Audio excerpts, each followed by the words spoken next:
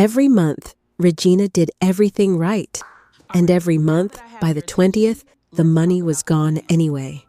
She kept a notebook, a real one, every dollar in and every dollar out, columns straight as fence posts.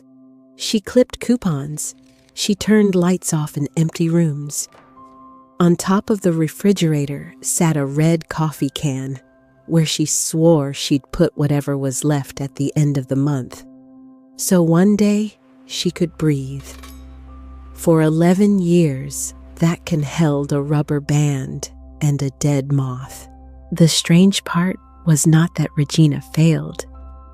The strange part was that she was doing the one thing everybody told her to do, and it was the exact thing keeping her broke. It just took her a long time to see it. If you have ever budgeted down to the penny, gone without, done everything the smart people tell you, and still watched your account hit zero every single month, do not go anywhere. This story is about the mistake you cannot see, because you are standing inside it. Regina Buckley was 53, and she ran a little daycare out of her front room in Oak Cliff on the south side of Dallas. 5, 6 little ones at a time, sometimes 7 when a mama got a second job and had nowhere else to turn. Up at 5:30, grits on the stove by 6, and by 6:45, the first knock came at the door. A sleepy child handed over by a parent already late. She wiped noses and settled fights and taught a whole generation of Oak Cliff babies their letters on a rug gone thin in the middle. The parents paid her what they could, when they could, and Regina, who had a soft spot the size of Texas, carried more than one family for free some weeks and never said a word about it. There was a little boy that year, Marcus, who wouldn't talk above a whisper until Regina spent 3 weeks sitting beside him on that rug, not making him, just being there. And the morning he finally hollered a full sentence across the room, she had to go stand in the kitchen so he wouldn't see her cry.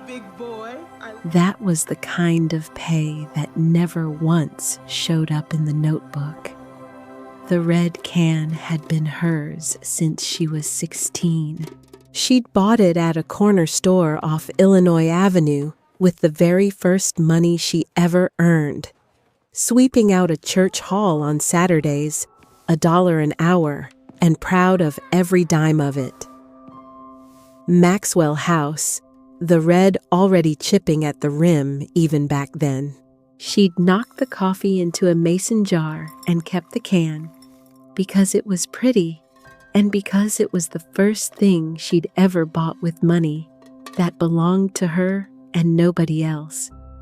And she'd promised that 16-year-old girl she'd fill it up one day with real savings and finally breathe. 37 years later, the promise was still sitting up there, chipped and empty, on top of a refrigerator she needed a kitchen chair to reach. She was not careless. Lord, the opposite.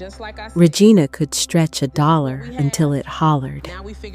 She knew the day-old shelf at the bakery, the markdown hour at the meat counter, which gas station had the cheapest regular on a Tuesday. Her notebook was a thing of beauty, and it told her the truth every month in her own neat handwriting. She brought in a little, she spent a little less, and somehow, every month, there was nothing left to put in the can. Her mother had raised her on the gospel of it. Save what's left over, baby. Be careful, and there'll always be a little left.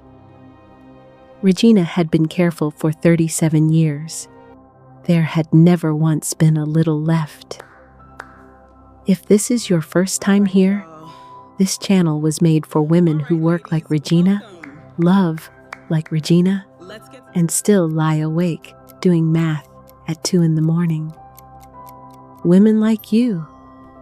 subscribe, and stay with us. These stories are ours. The month it broke open, nothing dramatic happened, and that was almost the worst of it.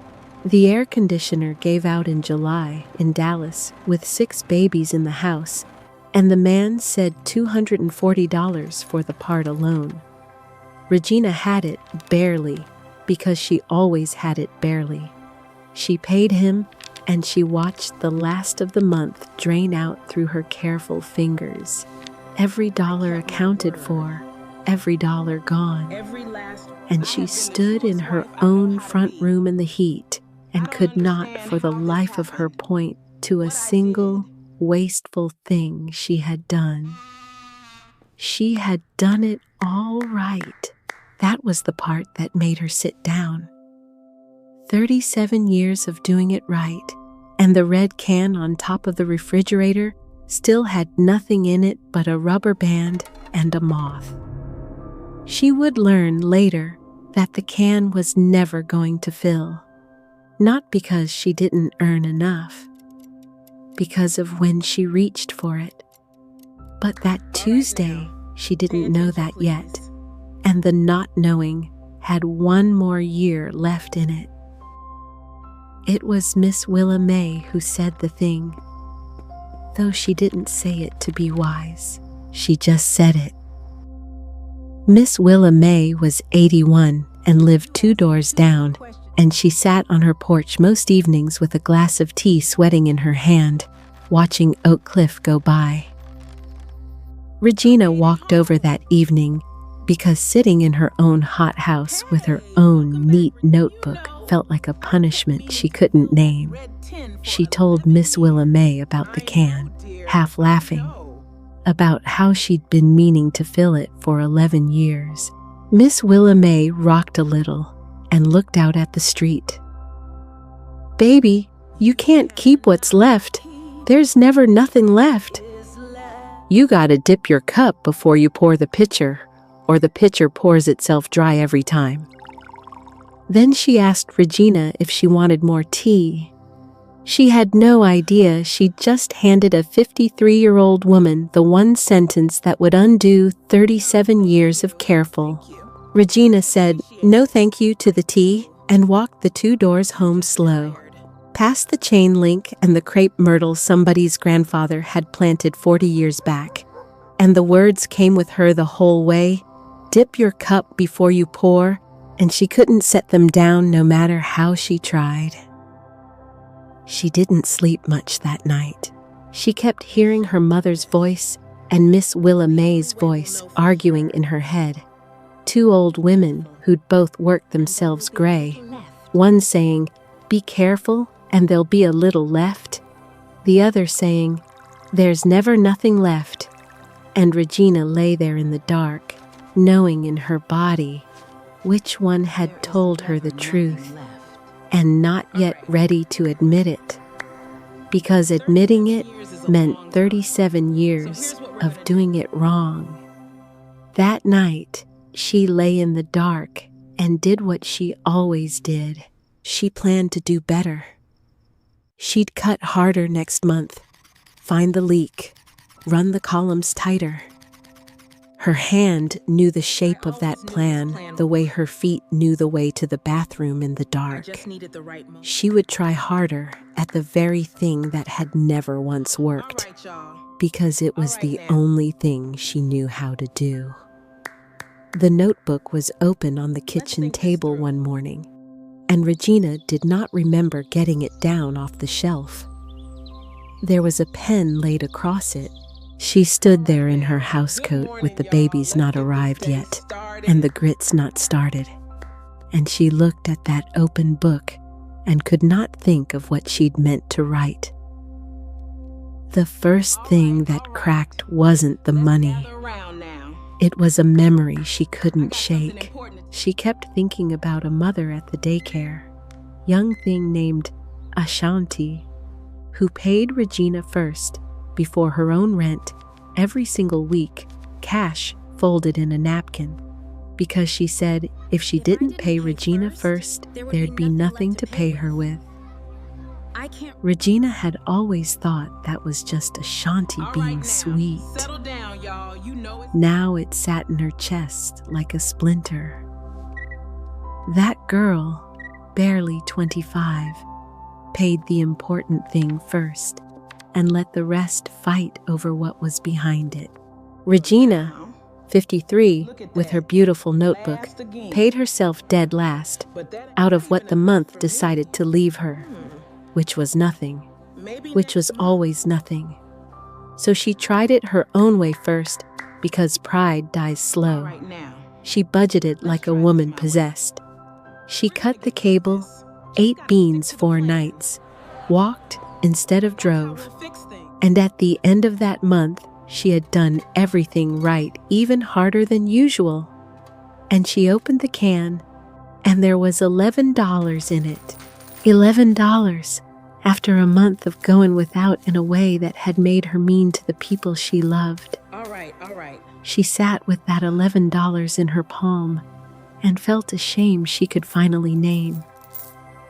It wasn't that she'd spent too much. She had never spent too much in her life. It was that she kept trying to save from the bottom of a cup that always emptied first.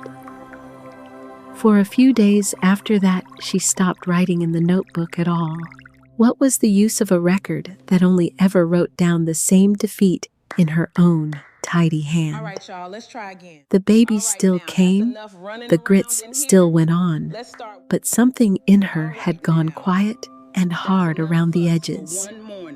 One night, after the last little one got picked up, she sat down on the thin rug in the middle of the front room, the one worn clean through from 100-story times, and she held the empty red can in her lap in the dark, and she thought, plainly, without any drama to it, that maybe her mother had been right after all.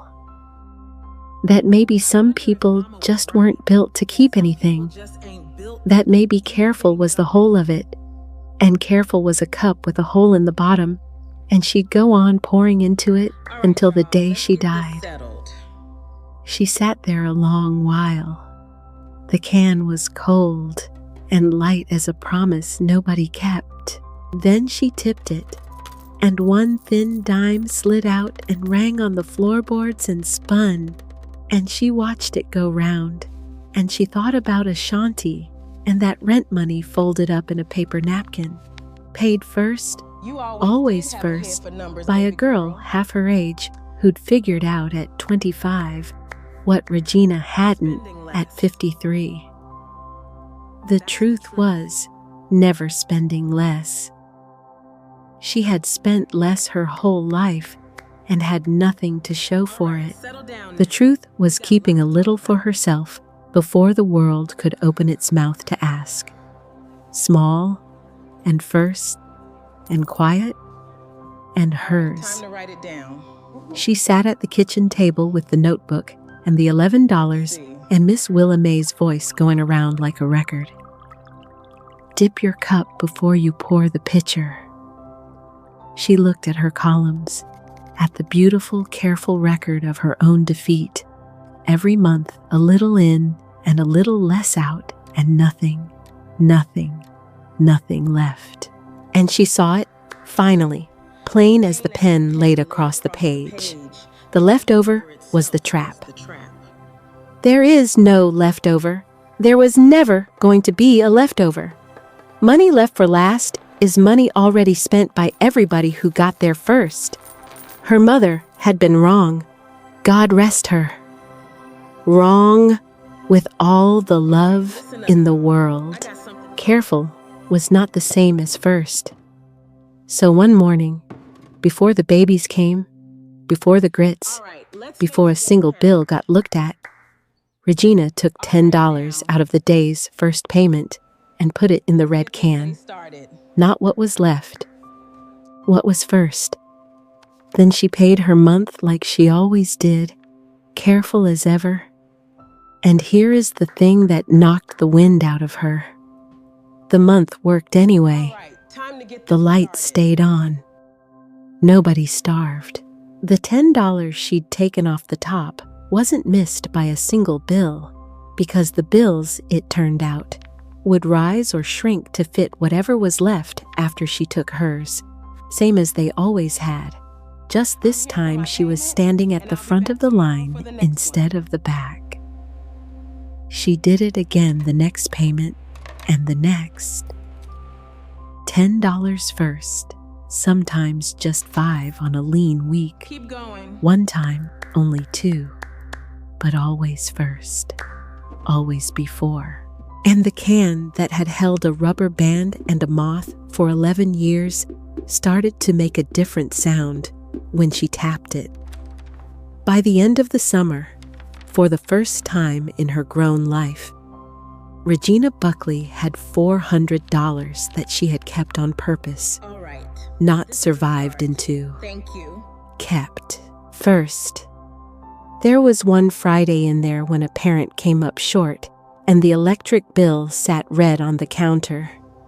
And the old Regina, the careful one, would have skipped herself that week without a second thought, All right, class. because herself was always the thing that could wait until later, until there was room, until never. Just like that. She stood at the counter with the day's first few dollars in her hand and felt that old pull. Save it for the bill. Be careful. Be good. And she didn't. She put her $2 in the red can first. Quiet. The way you say grace over a thin supper. And then she went and worried about the light. It got paid. It always somehow got paid. The only thing that had never once gotten paid in 53 years was her. And she was done waiting on the leftover that was never coming. And the story could stop there. It doesn't, because that's not how Oak Cliff works. There was a mother at the daycare that fall, older than most, named Sylvia, 50 and tired, picking up a grandbaby she was raising because her daughter couldn't. And one evening at pickup, Sylvia stood in Regina's doorway and said the words Regina knew by heart, the words she'd said herself for 37 years. I do everything right, and there's just never anything left over. I don't know what I'm doing wrong.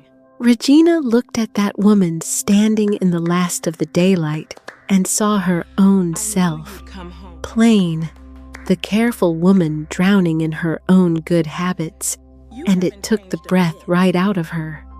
She didn't give a speech.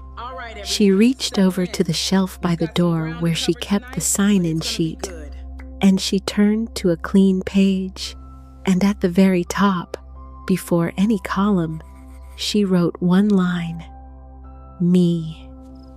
Then a number next to it, small. She turned the book around so Sylvia could see it.